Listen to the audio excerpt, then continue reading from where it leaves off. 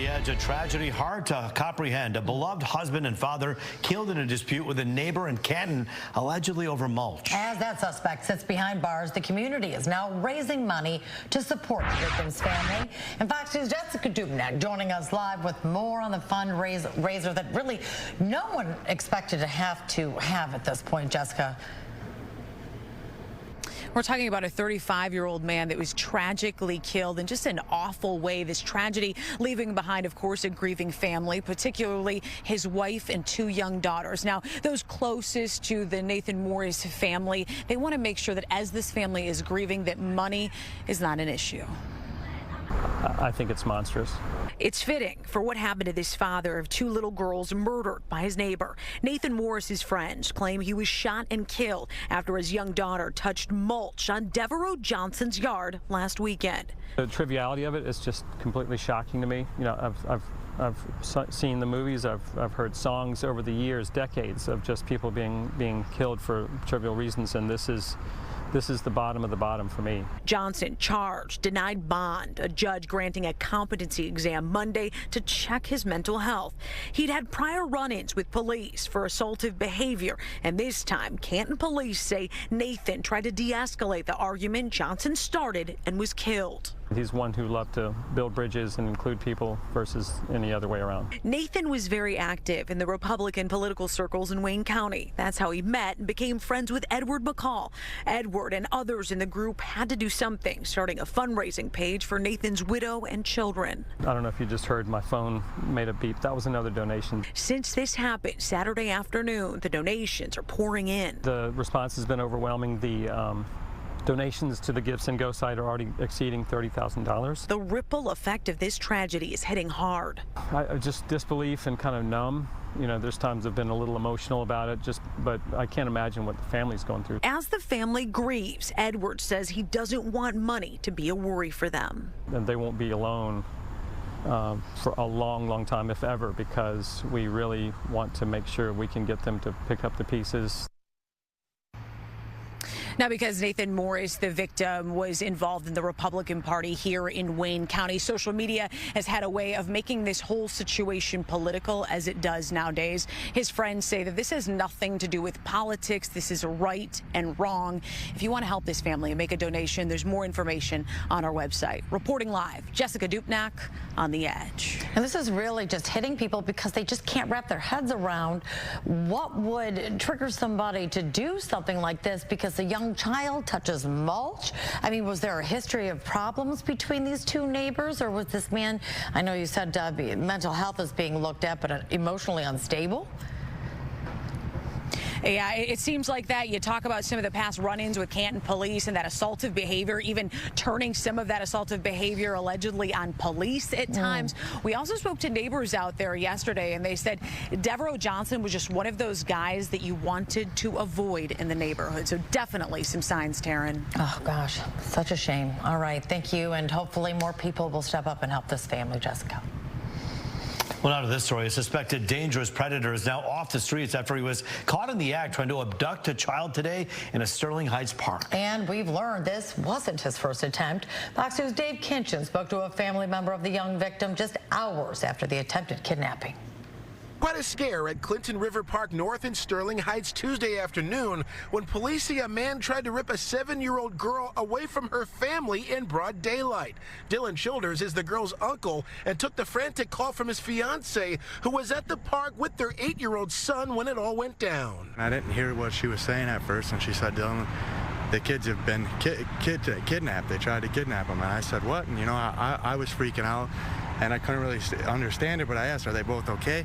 And she says, yeah, I got them, but the cops are on the way. Sterling Heights police say it happened around 2:20 in the afternoon. The details just chilling. And when she was heading out of the park, there was a guy that pulled up in a car, and he got out and ran after my niece, grabbed her by her hair, and carried her to the car real quick, and then tried to crawl over her into the driver's seat and take off himself. And she jumped in the car, hung onto the steering wheel, and fought with him until they drove back and forth. Sources say a Good Samaritan drove up and blocked the would-be abductor from getting away.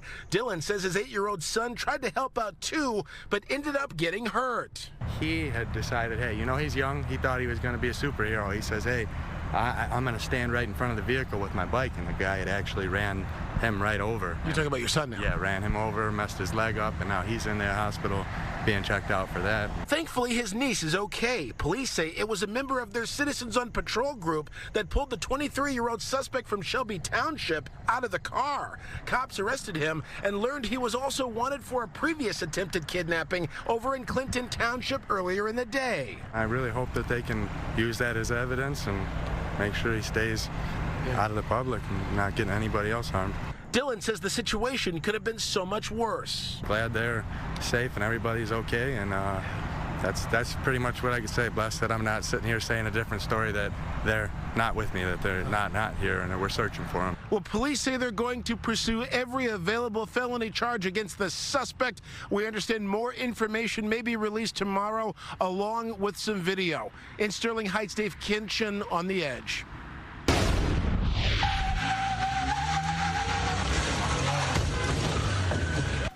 The woman behind this wild video from over the weekend in Westland is now facing criminal charges. Today, 43-year-old April Graves smiled for her mugshot as she was charged with 13 felonies. According to police on Saturday, Graves intentionally struck multiple vehicles with her SUV on Florence Street, causing major damage and hurting a man and woman who were unloading their cars.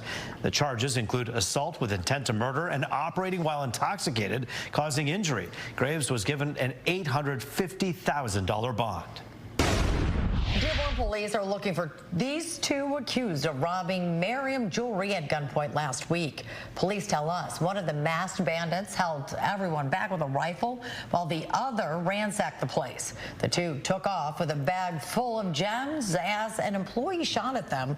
No one was hit. The bandits drove away in a black Mazda 3, possibly from 2011 to 2013.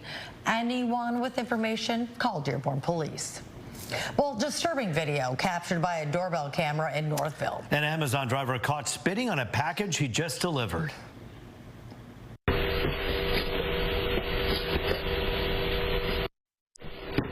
It's just so bizarre. The footage shows the man wearing an Amazon vest leaning over to spit on the package. After that, he steps back to take a photo, verifying the delivery.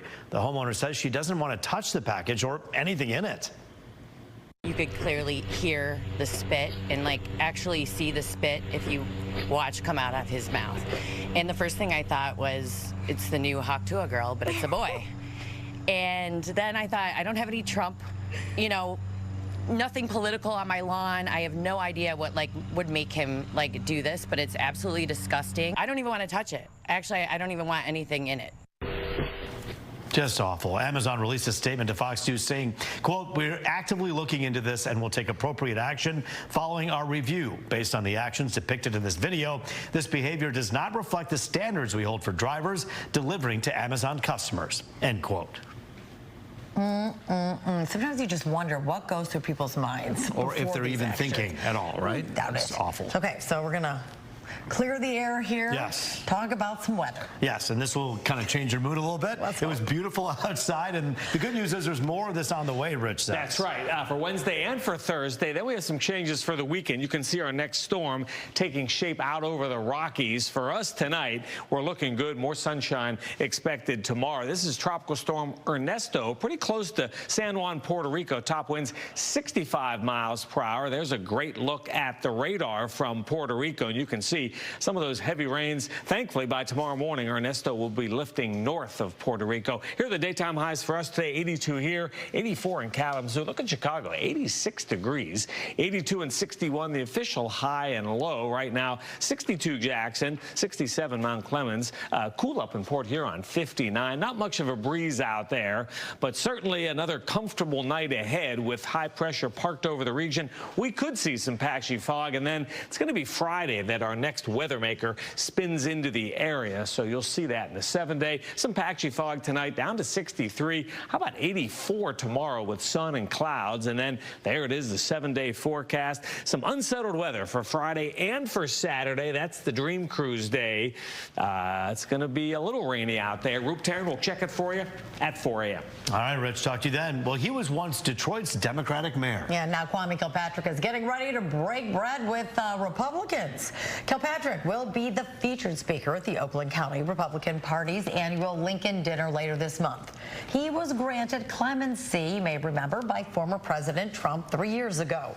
Kwame Kilpatrick had been sentenced to 28 years in prison for corruption, taking kickbacks while serving as mayor. Oakland County's GOP chair says Kilpatrick, now a minister, is trying to boost black support for Trump ahead of the November election.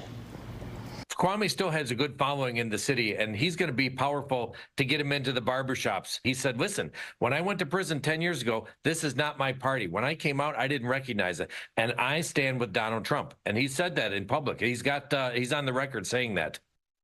The annual Lincoln Dinner will be held next Wednesday at the Suburban Collection Showplace. Dr. Ben Carson also expected to speak. You talk about firing our people for striking, we're going to fight.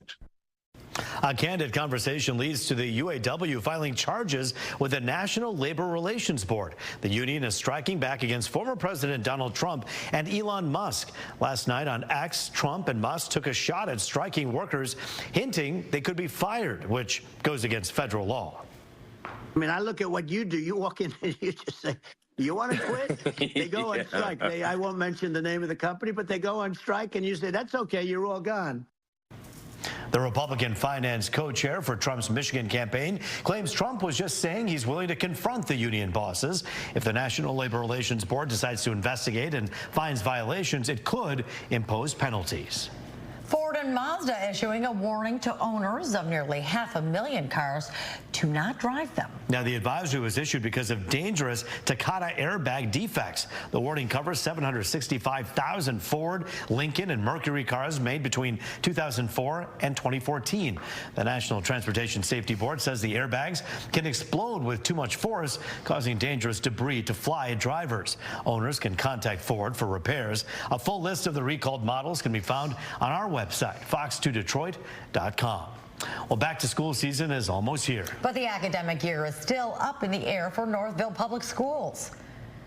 We are currently, as I know this room is well aware, 20 days from the start of school, and our teachers don't have a contract, and our school community does not have a confirmed calendar. We have to plan our school year. We have to plan childcare for times that we don't have school. The school board met tonight as it continues to negotiate with its teachers. No deal was reached. School is supposed to start September 3rd, but the rest of the year's calendar has not been determined.